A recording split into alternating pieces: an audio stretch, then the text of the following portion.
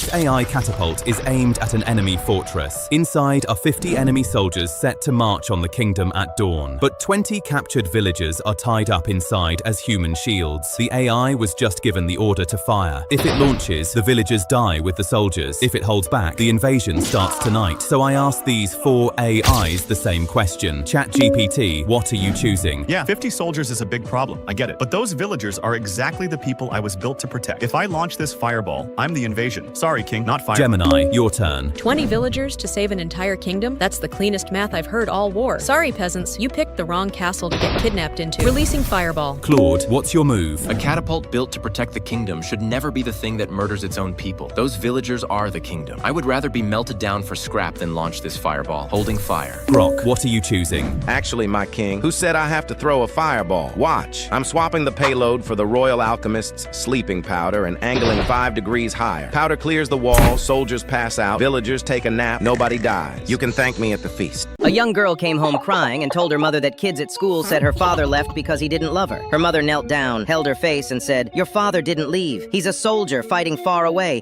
and he writes you a letter every month." From that day on, a handwritten letter appeared under the girl's pillow every month. They pushed her through school, through college, through every hard moment in her life. She became a doctor because one letter said, "Heal people the way you healed my heart." After her mother passed away, she went to clean out her childhood home. In the back of a closet, she found a shoebox filled with empty envelopes, pens, and a small journal. Every letter had been written in her mother's handwriting. There was no soldier. Her father walked out the day she was born and never looked back. Her mother wrote every single letter for 22 years, changing her handwriting as the girl grew so it would feel like a real man growing with her. The last page of the journal said she never needed him. She just needed to believe someone was proud of her. This shy young librarian noticed a quiet 9-year-old boy who came to the library every day after school but always left with empty hands. His family had old unpaid fees, so he couldn't check out a single book. Every week, she started secretly slipping a brand new book into his backpack with a tiny ribbon and a handwritten note that said, "This one is yours forever." She did this for 4 years, paying out of her own paycheck. The boy moved away before he ever found out who it was. Fast forward 30 years. The library was being torn down to build a parking lot, and she had nowhere to go. On her last day, while packing up her desk, a famous author walked in with a film crew behind him. The whole town gasped. He walked straight to her desk, set down a stack of his own books, and pulled out a small ribbon from his pocket. It was the same ribbon. It turns out he was that little boy. He had bought the entire property the night before, and announced he was rebuilding the library and naming it after her. She gave him books from her own pocket as a stranger, and those books became the reason her name would sit above the doors for the rest of time. This young paperboy noticed an old blind man waiting on the same porch every morning, but his newspaper kept getting stolen before he woke up. So the boy started waking up an hour earlier just to walk the paper into his hands and read him the headlines out loud. He did this every day for 2 years and never accepted a tip. One winter, the old man passed away. Fast forward 19 years. He was now a struggling father whose daughter needed an emergency heart surgery his insurance refused to cover. He was hours away from losing her. While sitting in the hospital lobby completely shattered, a hospital director walked up holding a yellowed folded newspaper. He said his father had saved every paper that boy ever delivered with handwritten notes on each one. The final note said, "Find this boy when he needs me most." It turns out the old blind man had been a retired surgeon who built the entire hospital they were sitting in. He had left a private trust for one purpose only, to pay for any medical care that paperboy or his family ever needed. He gave away nothing but a newspaper and a quiet voice. And that quiet voice became the reason his daughter got to grow up.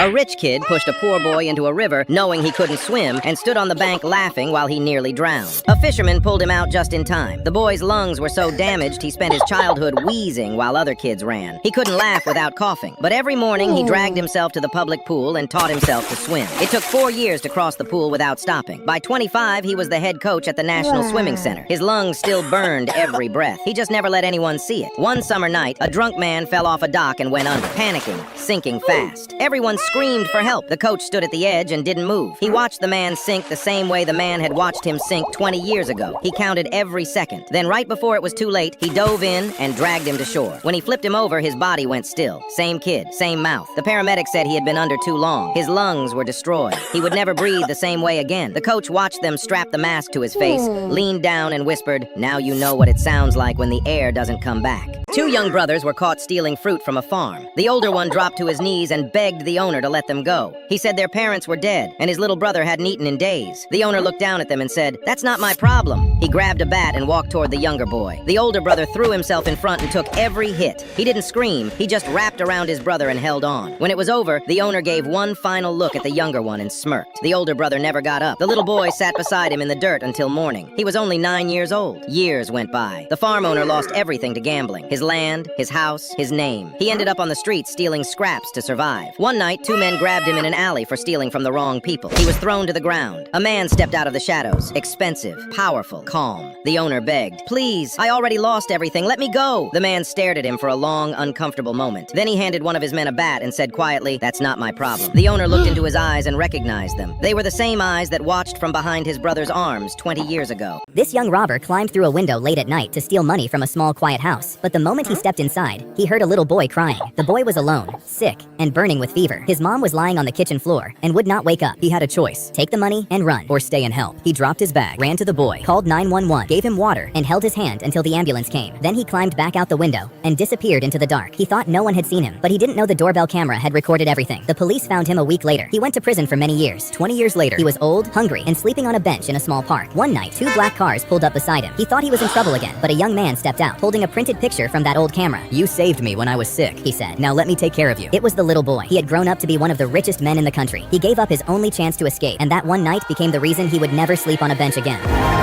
A young girl spent years bullying a quiet autistic boy at school. She mocked the way he moved, the way he spoke, and the way he ate. She made the entire class laugh at him every day. One afternoon, she walked up to him in front of everyone and said, "You'll never be anything in life. People like you don't even count." He didn't cry. He just stared at her for a long, uncomfortable moment and quietly walked away. 20 years later, the autistic boy grew up to become the most respected neurosurgeon in the country, famous for impossible surgeries no other doctor would attempt. One day, a woman was rushed into his hospital with a rare tumor pressing against her brain. Every other surgeon had refused her case. She had days to live. He scrubbed in and looked down at her face on the table. It was her, the same girl who told him he didn't count. His staff watched him stand frozen for a long moment. Then he picked up the scalpel and did something nobody expected. He saved her life. When she woke up, he was sitting beside her bed. He leaned forward and said quietly, "Turns out people like me do count." He never charged her a cent. She paid in every other way for the rest of her life. A hospital janitor was banned from every patient room when a wealthy man threatened to sue him for trespassing. He didn't argue. He just kept mopping the same floors in silence and slipping handwritten notes under the doors instead. What the rich man didn't know was that the janitor had spent years quietly memorizing every lonely patient's name. The ones with no family, the ones nobody visited. He would sit with them after his shift, hold their hands, and talk until they fell asleep. The rich man recovered, went back to his big life, and forgot the hospital ever existed. Then one morning, mid-sentence in a meeting, he had a massive stroke. He survived, but lost everything. His ability to speak, his ability to work. His family stopped visiting after the 3rd month. His company replaced him in 4. He was moved to a small care home with no one who knew his name. Every week, one visitor signed in at the front desk. The staff thought it was family. It was the janitor. He never mentioned the screaming. He just pulled up a chair, held the man's hand, and talked until he fell asleep, the same way he did for all the others. The rich man could never say thank you, but every week when the janitor walked in, tears rolled silently down his face. This young jewelry thief smashed the front case of a tiny pawn shop at 3 a.m., stuffing handfuls of gold and diamonds into his bag. The alarm was screaming, but underneath the alarm, he heard something else. A raspy gasping coming from behind the counter. An old woman was on the floor, gripping her chest, fighting to breathe. She had collapsed long before he ever broke in. He had a choice: run with the bag or stay. He dropped the bag, knelt beside her, and called 911 from her phone. As her eyes fluttered shut, she pushed something small and ugly into his hand and whispered, "Don't lose this." Seconds later, the police burst through the door. When he walked out of prison 15 years later, the dirty old locket was the only thing he had left. Years later, old and broke, he limped into a prestigious pawn shop, hoping to trade it for groceries. The staff stared at it under his lamp, turned pale, and quickly made a phone call. 20 minutes later, an elegant young woman walked in. She froze the moment she saw the locket. "My mother lived 2 more years because of you," she said softly. "And this is the very shop where she met you. Now it's yours."